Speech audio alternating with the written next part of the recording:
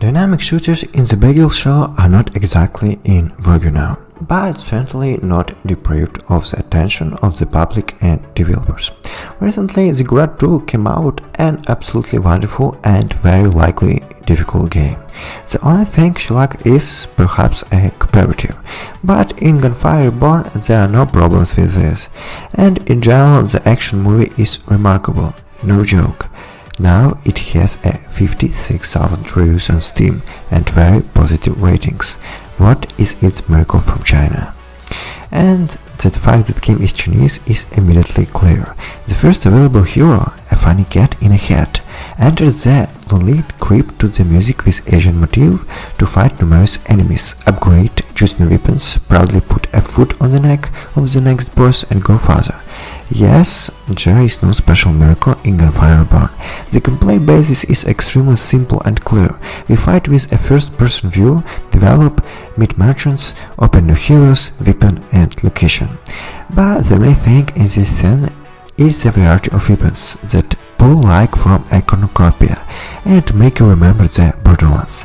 Each gun has its own ordinary array of legendary properties, each differs from the other in power, rate of fire, magazine capacity, critical damage multiplier, amplified elements effects, etc. Plus, many have alternative fire models, like quickly spending the remaining rounds on the target or launching a charge sphere that you need to shoot yourself. Weapons are allowed to pump as the blacksmiths. Therefore, here you can stand over the falling cannons for a long time, compare them and decide what to take with you. In addition, each hero can still strike enemies with unique skills.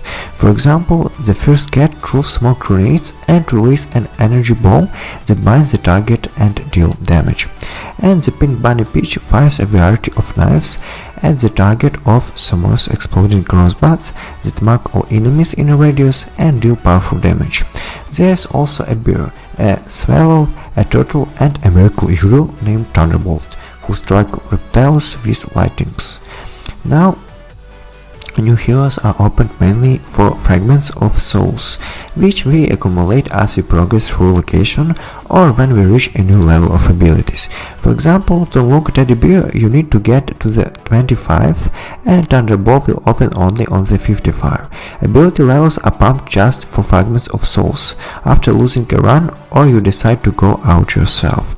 There are a lot of options for pumping. There are separate branches responsible for health and protection, for damage, for strength of heroic skills, for helping in an adventure, and etc. As well as for unlocking and pumping new types of weapons. Plus, we improve the passive skills of the hero, which everyone also has their own. There is time to think about what, how and where, but during the adventure itself this is more difficult. After passing through each location, they also give you a choice of 3 improvements, and if you play in a team, then you need to quickly decide which heroic skill to improve, plus periodically from chests and defeated enemies. The so-called Cold Scroll Fallout, which are also common, rare and legendary. They give various interesting effects. For example, they allow you not to use ammo for 2 seconds after killing an enemy, or when dashing, they activate lighting that fatter opponents. Ideally, it's better to combine properties from scrolls, weapons and hero skills. For example, rely on the type of element damage, enhancing its effects from different sources.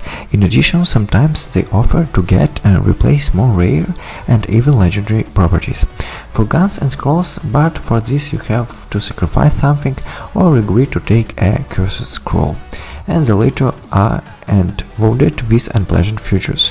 For example, an increase in the price of a merchant, a decrease in magazine capacity, a change that you will deal only a unit of damage, or what when you reload, then ammo consumption will double. In general, despite the invariable randomness, when everything that can fall out here, there are enough options to influence the situation and the style of passing. As you can see, the mechanics are clear and familiar, so what makes Gunfire Reborn so interesting, deserving of our reasons? Well, firstly, the already mentioned richness in the choice of weapons, from pistols to rocket launchers, swords and crossbows, not to mention exotic symbols like figurines of the fire-breathing dragon or a salamander. Secondly, the action itself. Yes, it's not as fast as a shooter as same as Ziggurat 2, but it's still very dynamic and moreover convenient. We jump and make jacks without getting stuck anywhere and without suffering. I also liked the abundance of type of enemies with their tactics. A lot of trials when we are looked up and offered to stand against a crowd of strong opponents, as well as the ability to penetrate through the cracks in the walls into unique treasures. Very new traps, revolves and chests with weapons and scrolls await the participants of the competition. But the main thing is of course cooperation. At the first they are only allowed to invite friends, but after obtaining the required level of abilities, a free search in the lobby becomes available. There are no special skills for the cooperative, you just need to stick together, cover each other and resurrect the fallen in time. If you didn't have time to do it in battle, then they will be allowed to reanimate an ally from a traveling merchant. But still playing together is both more fun and faster, although the enemies also become stronger. And even with such friendly team, it's not always possible to get past the biggest bosses of the region on the first attempt. But in addition to the starting normal difficulty, there are also higher ones, which open gradually. Gunfire Reborn is almost perfect example of a shooter crossed with a roguelike, a dynamic action movie that plays with a lot of leveling options, heroes and weapons, a bunch of bosses and, most importantly, a peppy co-pay that has no problem with connection and server operation. Very pleasant. So pros in the game, to sum up, is dynamic and addictive roguelike shooter gameplay, many types of weapons, enemies, heroes and bosses, interesting mechanics of occult scrolls, weapons sound great and feel different, rustic but cute and bright picture, atmosphere music with Asian motifs. And cons is you have to stay up for new heroes for a long time. That's all. Highly recommend to try.